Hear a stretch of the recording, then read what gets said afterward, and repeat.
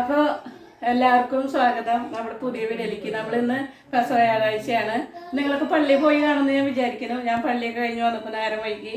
അപ്പോൾ നമ്മൾ ഇന്ന് പെസഹപ്പം, അതായത് കുരിശപ്പം പെസഹപ്പം എന്നൊക്കെ പറയുന്ന നമ്മൾ മുമ്പ് ഇണ്ടേരപ്പം കാണിച്ചിട്ടുണ്ട്. അതേ കൂട്ട് തന്നെയാണ് ഇതും.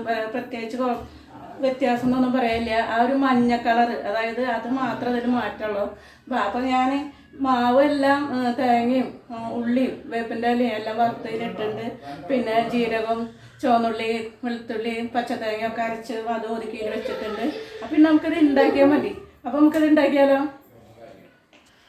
നമ്മുടെ ചട്ടി നമ്മൾ ചൂടാക്കിയിട്ടുണ്ട്. കാരണം ഞാൻ സംസാരിച്ചുകൊണ്ടിരിക്കുമ്പോൾ സിമ്മിലിട്ട് വെച്ചിട്ടുണ്ടായിരുന്നു. അപ്പോൾ ചട്ടി നന്നായിട്ട് ചൂടായിട്ടുണ്ട്. ഇനി ഇത് ഉണ്ടാക്കി കഴിഞ്ഞതിനൊപ്പം ഞാൻ പാല് കുറുക്കി കാണിക്കാം. അത് കാണിച്ചിട്ടുണ്ടായിരുന്നില്ല പെസഹ, അല്ല നമ്മുടെ പാതി നോയമ്പിന് ഉണ്ടാക്കിയതിൽ ഞാൻ കാണിച്ചില്ല. അപ്പോൾ ഇതാണ് ശരിക്ക് നമ്മുടെ പെസഹയുടെ ആചാരങ്ങൾ. അപ്പോൾ അതനുസരിച്ച് ഞാൻ ഇത് ഒരപ്പം ഉണ്ടാക്കിയതിന് ശേഷം ഞാൻ പാല് കുറുക്കതിന് ശർക്കരയൊക്കെ ഉരുക്കി വെച്ചിട്ടുണ്ട്. ബാക്കിയുള്ള കാര്യങ്ങളൊന്നും ചെയ്തിട്ടില്ല. ഇതിൻ്റെ കൂടെ സൈഡായിട്ട് ചെയ്യണം. അപ്പോൾ അതായത് നമ്മൾ മാവൊക്കെ ഇതിൽ ഒഴിക്കണം കേട്ടോ.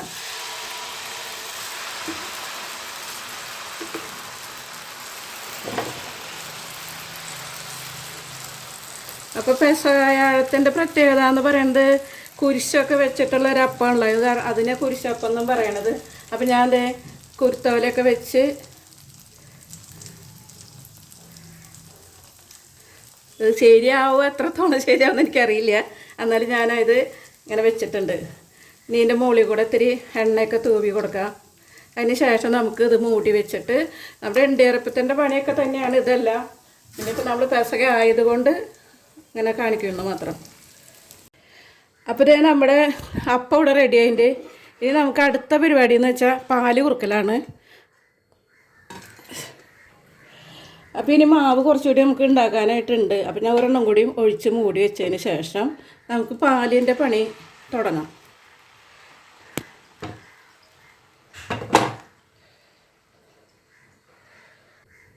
അപ്പോൾ ഇത് പുഴുങ്ങണവരുണ്ട്, ചുടണവരുണ്ട്.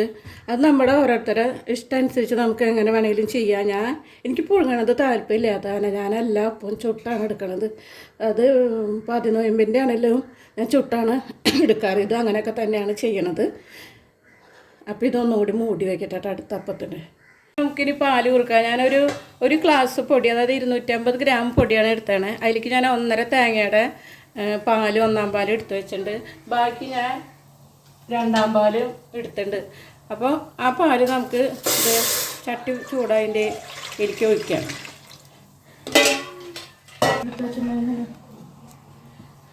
അപ്പോൾ ഞാൻ അതിലേക്ക് ആ പൊടി ഇത്തിരി വെള്ളം ഒഴിച്ച് കലക്കിയിട്ട് ഇടാം. അതിലേക്ക് ഒഴിച്ചു കൊടുക്കാണ്.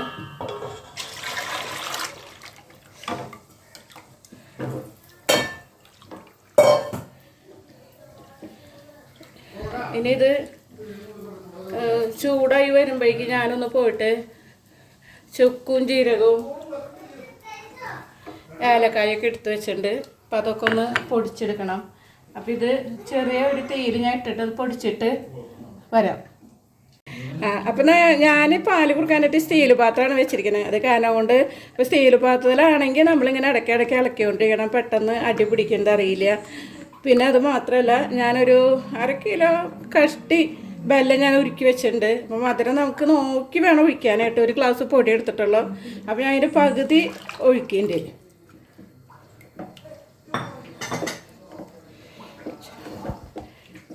ഒരു കുഞ്ഞേന്നുള്ളു ഉപ്പിടുന്നുണ്ട് കേട്ടോ.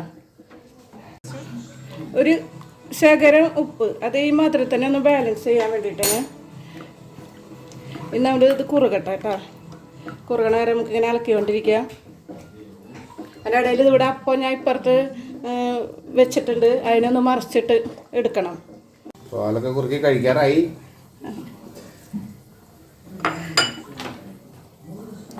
അപ്പോൾ ഇത് നമ്മുടെ പാലൊക്കെ കുറുകി. അപ്പോൾ നമ്മൾ 1-ാം പാല് ഇതിലേക്ക് ഒഴിച്ചെടുക്കുക. അതുപോലെ ഒപ്പം നമ്മൾ പൊടിച്ചെടുത്ത ജീരകവും ചുക്കും ഏലക്കായൊക്കെ കൂടി. മധുരം ഇത്തിരി കുറവ് ഞാൻ നോക്കിയപ്പോഴേ. അപ്പോൾ ഒരു ശകലം കൂടി ഞാൻ ആ ഉരുക്കി വെച്ച ശർക്കര നീര് ഒഴിക്കുന്നുണ്ട്.